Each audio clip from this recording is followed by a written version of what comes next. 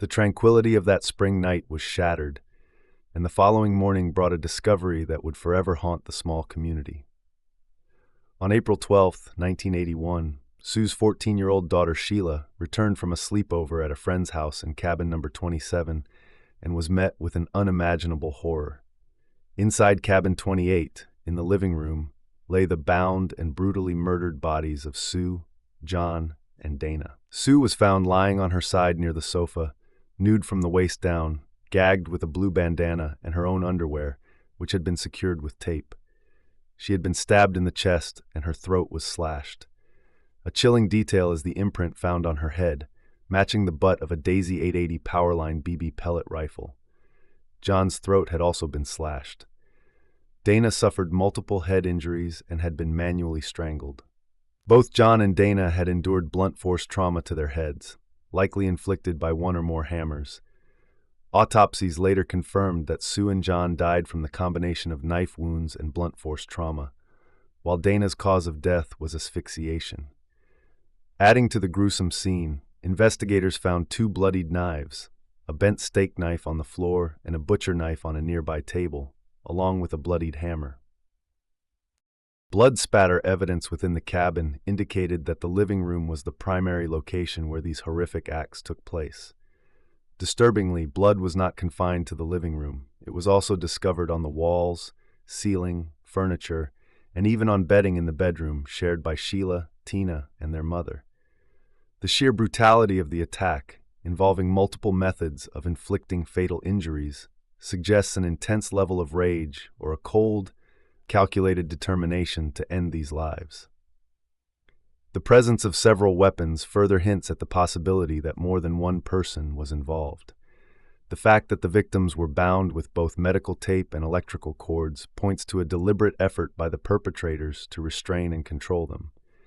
The unusual detail of the BB pellet rifle imprint on Sue's head raises questions about its role. Was it used for intimidation or simply as another blunt instrument? The widespread presence of blood throughout the cabin paints a picture of a chaotic and violent struggle, perhaps indicating that the attacks occurred in different areas or that the perpetrators moved through the cabin while covered in the victim's blood. Amidst this carnage, a crucial and terrifying detail emerged. Sue's 12-year-old daughter, Tina, was missing. Tina's absence immediately sparked fears of abduction, adding another layer of horror to an already devastating crime. Given the circumstances, the FBI was brought in to assist with the initial investigation, treating Tina's disappearance as a potential kidnapping. Law enforcement conducted an extensive grid-pattern search of the area within a 5-mile radius of the cabin, utilizing police canines, but tragically, their efforts yielded no sign of the young girl. Tina's abduction suggests a motive or intention that differed from the murders of her mother, brother, and his friend. It's possible she was taken as a witness, or perhaps for other sinister reasons that remain unknown. The failure to locate Tina, despite the involvement of federal and local authorities and the use of search dogs, indicates that the perpetrators likely took significant steps to conceal her whereabouts. Incredibly, amidst the brutal murders, there were survivors inside cabin 28. Sue's 2 younger sons, Rick, aged 10, and Greg, just 5, along with their friend Justin Smart, were found unharmed in a separate bedroom. It was Sheila's screams upon discovering the bodies that alerted a neighbor's brother, who approached the cabin and found the younger children alive but asleep in their bedroom, separated from the horrific scene by a closed door. Jamie Seabolt, a neighbor, then helped Rick, Greg, and Justin escape through a bedroom window. Justin Smart, the friend who had stayed the night, became a key witness, though his accounts of that night were inconsistent. Initially, he claimed to have been asleep and unaware of the violence. However, later, under hypnosis, Justin stated that he had seen Sue with 2 men. The fact that the younger children were left unharmed in a nearby room presents a perplexing aspect of this case. It raises questions about the killer's intentions. Did they not intend to harm all occupants, or were they perhaps interrupted before they could? It also leaves one wondering if these young boys heard or saw anything that night. Justin Smart's changing stories and his later recollection under hypnosis introduce an element of uncertainty to his testimony. While his initial claims of unawareness might be due to fear or trauma, his subsequent account suggests he may have witnessed something significant, even if his memory was fragmented or unreliable. The crime scene itself yielded several potential clues. A claw hammer, believed to be a murder weapon, was reported missing from the home of a neighbor, Martin Smart. Additionally, a bent steak knife and a bloodied butcher knife were found inside the cabin. The victims had been bound using both medical tape and electrical cords. Years later, in 2016, a significant discovery was made. A hammer matching the description of Smart's missing claw hammer was found in a pond near the Keddie property. Although the hammer was tested for DNA and blood residue, the results were inconclusive due to its prolonged submersion in water. However, in a potentially groundbreaking development, DNA evidence recovered from a piece of tape found at the crime scene was reported in 2018 to match that of a known living suspect. The missing claw hammer from Martin Smart's residence immediately cast suspicion upon him. The subsequent discovery of a similar hammer in the pond near the crime scene, so many years after the murders, strongly implies an attempt to dispose of crucial evidence. The presence of knives from the Sharp family's own kitchen suggests that the perpetrators may have utilized readily available weapons, but the missing hammer indicates that at least one weapon was brought to the cabin. The DNA evidence found on the tape, which reportedly matches a living individual, offers a significant lead that could potentially unlock this decades-old mystery. The anguish of Tina's disappearance stretched on for 3 long years. Finally, in April 1984, a grim discovery was made. Tina's skull and several other bones were recovered at Camp 18 near Feather Falls in Butte County, approximately 62 miles away from Keddie. The remains were found by a bottle collector on April 11, 1984, the 3rd anniversary of the murders. This location was roughly 5 miles from Feather Falls, California. The remains were positively identified as belonging to Tina in June 1984. The fact that Tina's remains were found so far from Keddie strongly suggests that she was transported there by the perpetrators, indicating a deliberate effort to conceal her body. The discovery of Tina's remains on the 3rd anniversary of the murders is an eerie coincidence that has led some investigators to suspect that someone knew where and when she would be found.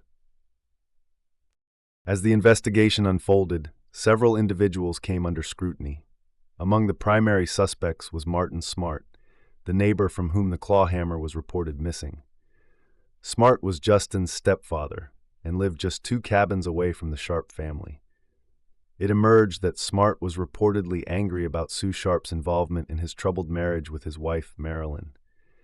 Adding to the suspicion, Smart penned a disturbing letter to Marilyn after the murders, writing, "I've paid the price of your love, and now that I've bought it with 4 people's lives."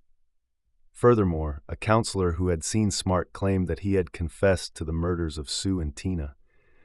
Another key figure in the investigation was John Bo Bubede, an ex-con friend of Smart who was living with him at the time of the murders. Bubede allegedly had connections to organized crime in Chicago. Sadly, both Martin Smart, who passed away in 2000, and John Bubede, who died in 1988, are no longer alive. Based on the descriptions provided by Justin Smart, composite sketches of 2 potential suspects were created. These sketches depicted men in their late 20s to early 30s, one with dark blonde hair and the other with black greased hair, both wearing gold-framed sunglasses. Martin Smart's reported anger towards Sue Sharp over her alleged interference in his marital issues provides a plausible motive for his potential involvement.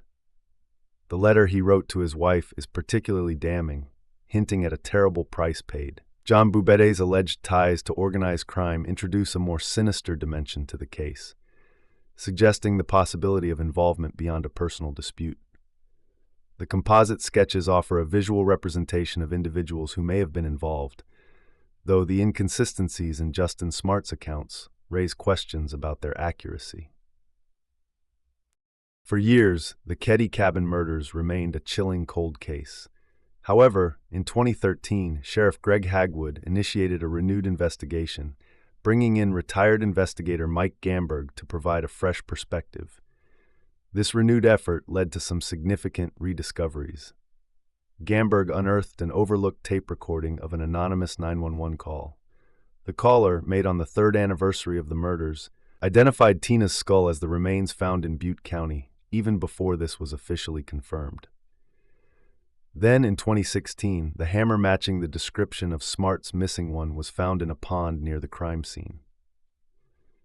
Perhaps most significantly, DNA evidence from tape found at the original crime scene was later linked to a living suspect. The anonymous 911 call, identifying Tina's remains before official confirmation, is highly suspicious. It strongly suggests that the caller possessed inside knowledge of the crime or the location of her body. The fact that this call was not properly documented during the initial investigation raises serious questions. The discovery of the hammer in the pond years later further supports the theory that it was used in the murders and that someone attempted to conceal it. The DNA match to a living suspect represents a crucial breakthrough, offering a tangible lead that could potentially solve this long-standing mystery. The horrific events at Cabin 28 left an indelible scar on the small community of Keddie. The murders shattered the sense of safety and trust that had once defined the area. The community was deeply shaken, and suspicion fell upon neighbors and acquaintances. The Keddie Resort itself underwent a dramatic transformation in the aftermath of the crime. Eventually, in 2004, cabin number 28, the site of the tragedy, was demolished. This demolition was partly an attempt to erase the negative associations and the grim memory of the horrific events that had occurred within its walls. The fact that these murders killed this community and fostered widespread suspicion highlights the profound social impact of such a violent and unsolved crime on a close-knit area. While the demolition of Cabin 28 aimed to remove a physical reminder of the tragedy, the memories and the unanswered questions continue to haunt the community. Throughout the decades, Sheila Sharp, the daughter who made the initial horrifying discovery, has remained steadfast in her fight for justice for her family. She holds on to hope that the cold case will finally be solved. Sheila has developed her own theories about who was responsible for the murders and even chronicled her experiences in a book. The renewed investigation has brought a renewed sense of hope for Sheila. She remembers her mother as a kind and loving woman who did her best to raise her 5 children. Sheila's unwavering determination to find answers underscores the profound and lasting impact of the murders on the surviving family members and their enduring desire for closure. Her personal theories suggest that those closest to the events may possess valuable insights that could still be relevant to the ongoing investigation. In conclusion, despite the passage of time, dedicated investigative efforts, and the emergence of new and rediscovered evidence, the Keddie Cabin murders remain an unsolved mystery. However, investigators involved in the current renewed efforts express optimism, believing they are closer than ever to solving this horrific crime. They believe there are individuals still alive who possess crucial information about the events of that night. The ongoing pursuit of justice offers a glimmer of hope that the truth behind the Keddie Cabin murders will eventually be revealed, bringing a measure of peace to the surviving family and the community that was forever changed by this tragedy. If you have any information, no matter how small it may seem, about the Keddie Cabin murders, please do not hesitate to contact the Plumas County Sheriff's Office.